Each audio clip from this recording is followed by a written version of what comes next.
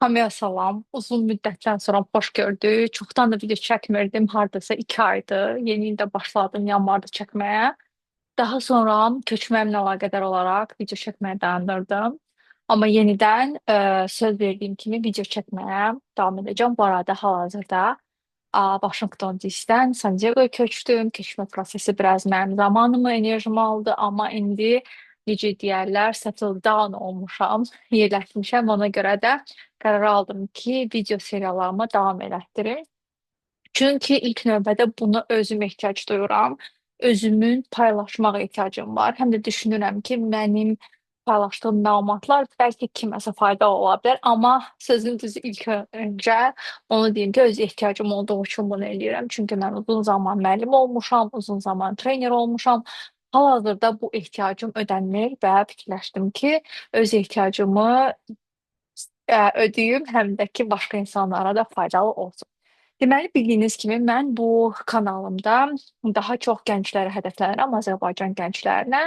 Həmçinin Azərbaycan gənclərinə təlim verirəm. Mənim əsas məqsədim sistemik düşüncəni təbliğ eləməkdir. Çünki mən düşünürəm ki, mənim əsas hədəfim sistemik düşüncə tərzidir, sistemik travmalardır və çünki düşünürəm ki, sistemin necə olması hər bir fərdlərə təsir edir. Keçən dəfə qeyd elədiyim kimi, həyat sistemi barədə mən sizə biraz giriş verdim. Amma həyat sisteminin biz dediyim kimi qanun uyğunluqlarını bilmirik. Qanun uyğunluqlarını bilmədiyimiz üçün də əziyyət çəkirik. Bugün mən sistemi barədə, mən sistemin əsas əlaməti bədən haqqında danışacağam. Niyə görə? Mən öz təlimlərimdə də bunu vurğulayıram. Niyə görə mən sisteminə başlamaq lazımdır? Niyə görə bədən önəmlidir?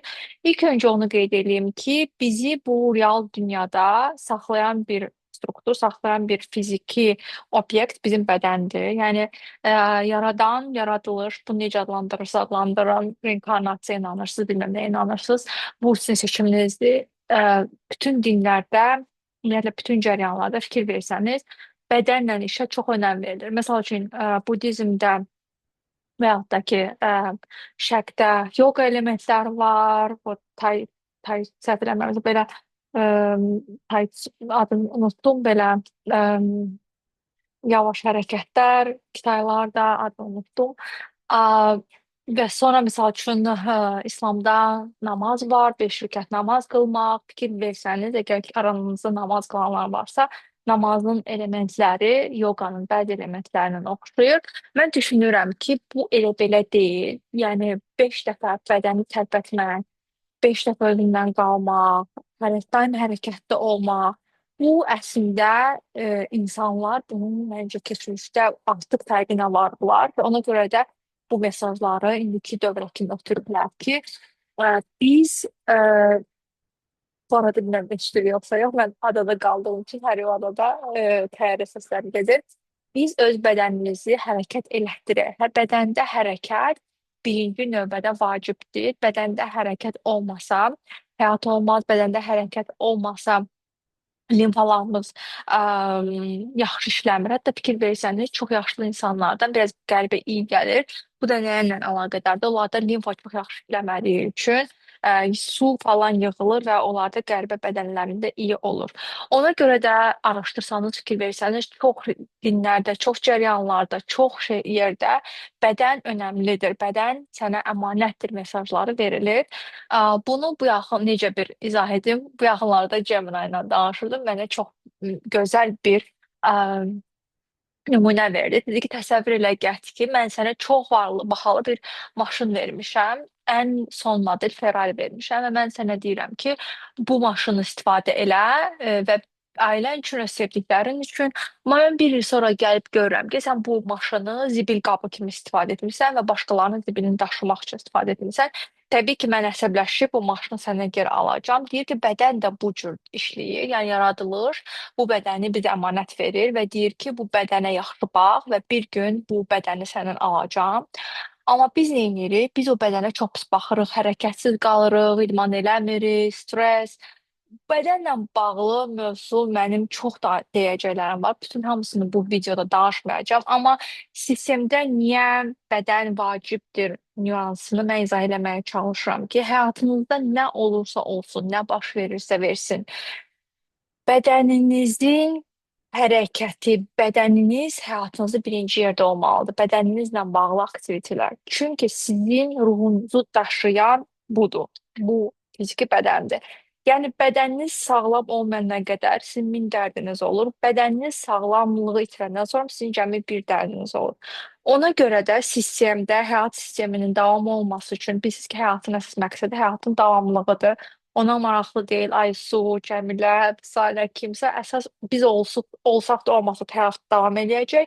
Biz özümüz maraqlı olmalıyıq ki, bizə verilən əmanət həyatı istifadə edib bunu yaşayaq, maksimum istifadə edib zövq alaq. Məsəl üçün təsəvvür edin ki, sizi bir oyuna buraxıblar və etaplar keçməlisiniz, oyundan zövq almalısınız və sizi o oyuna girirsən, belə personajlar seçirsən. Bizdə bu personaj Aysu bədənində məni gətirib və mənim əsas məqsədim bu bədənə qulluq eləyib, bu bədəndə var olub, həyatı yaşamaqdır, həyatı explore eləməkdir. İngiliscə söz necə deyirlər, həyatı dadını çıxarmaqdır. Ona görə də birinci olaraq mən bu həyatın dadını çıxarmaq üçün birinci olaraq bədənimdə olmalıyam.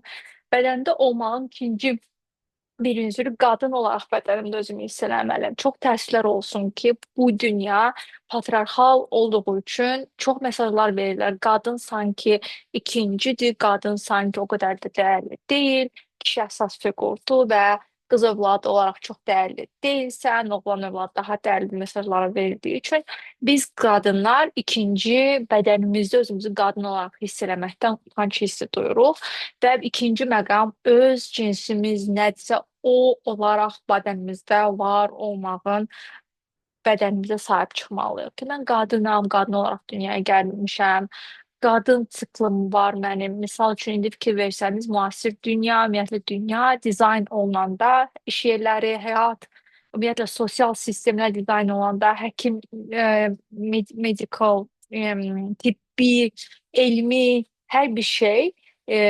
patriarxal kişilər üzərində dizayn olunub. Yəni qadın bədəninə, qadın siklına uyğun dizayn olunmayıbdır. Misal üçün biz qadınlar günəş təqvimindən bədənimiz günəşlə ə, getmir. Misal üçün günəş nədir? Günlük. Məsələn, günəş çıxdı, batdı disiplin. Bu kişilər üçün nəzərdə tutulub. Biz qadınlar ay təqvimindən, ay siklından daha çox uyğun gəlirik. Bizim dörd mövsümümüz var, bizim menstrual dövrümüz var. Ondan qabaq özümüzü yaxşı hiss eləmirik, ondan sonra özümüzü aktiv hiss edirik. Yəni fikir versəniz bizdə mood,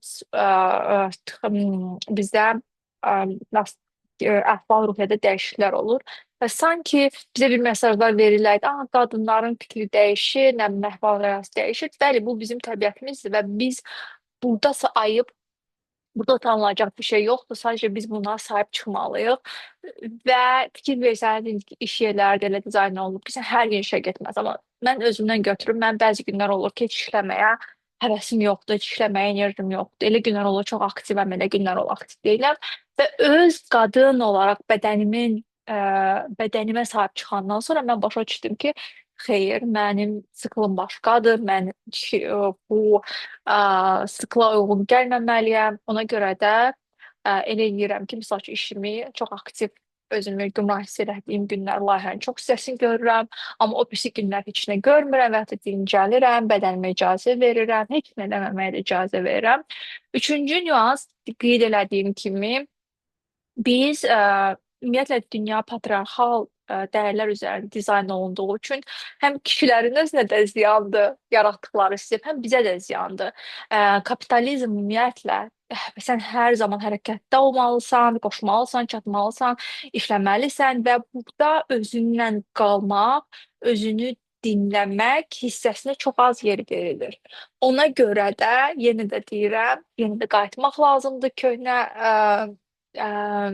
insanlar əvvəllər nə edirlər, nə yaradıblar, baxın, misal üçün, adicə mən dindar bir insan deyiləm, amma bəzi cərəyanlara baxanda baxıram ki, əslində insanlar üçün nə qədər faydalı bir şeylər yaradıblar. Ya, misal üçün, mən sevdiyim namazın özümə namaz qılmasam da bilir ki, insan bu dünyanın içində qaçacaq. Ona görə də 5 dəfə namaz tövsiyə olunub ki, 5 dəfə insan özündən qalsın, ə, Allaha dua eləsin. Əslində mən düşünürəm ki, bunu elə deyiblər ki, insanlar eləsin. Əslində Allah əgər o qədər böyükdürsə, ümumiyyətlə yaradan, onun bizim duamıza və namazımıza ehtiyacı yoxdur. Bu əslində bizim üçündür. Bizim özümüzlə qalmağımız üçün. Çünki biz özümüzlə qaldığımız anda bizim bütün suallarımıza cavab var.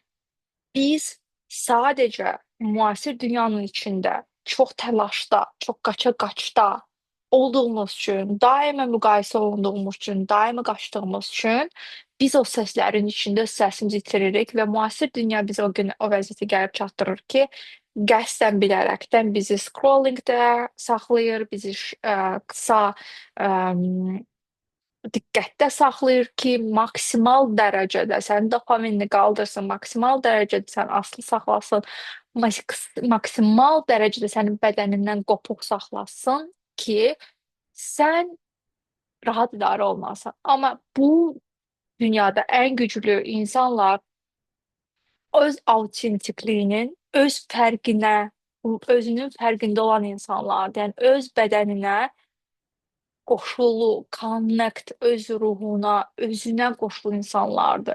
Çünki onlar özünə qoşulduğu halda, özünün səsini, içindəkini dinləməyə başladığı halda bilir olar ki, nə yaxşı, nə pisdir. Əgər sən bu videoya baxırsansa, sən baxsan öz həyatına keçmişdə, sən həyatın müəyyən situasiyalarında içində narahatçılıq bir hiss olub, bilmirsən ki, bu insan sənlik deyil, bu iş yeri sənlik deyil, amma məcburiyyətdən yenə baxın, dünyanı belə olmalıdır, elə olmalı, işləməlisən falan söhbətlərinə görə məntiqi sən orada qalmısan, amma axırda görmüsünüz ki, yox, sizin hissləriniz əslində düzdür. Ona görə də bədənimiz bizimlə danışır. Bədənimiz bizə deyir, insanlar barədə deyir, bəzi insanların yanında çox rahat hiss edirsiniz özünüzü, bəzi insanların yanında çox narahat hiss edirsiniz özünüzü, bədəniniz xəstələnə bilər, bəzi iş yerlərində situasiyalarda əslində bədəniniz sizinlə danışır.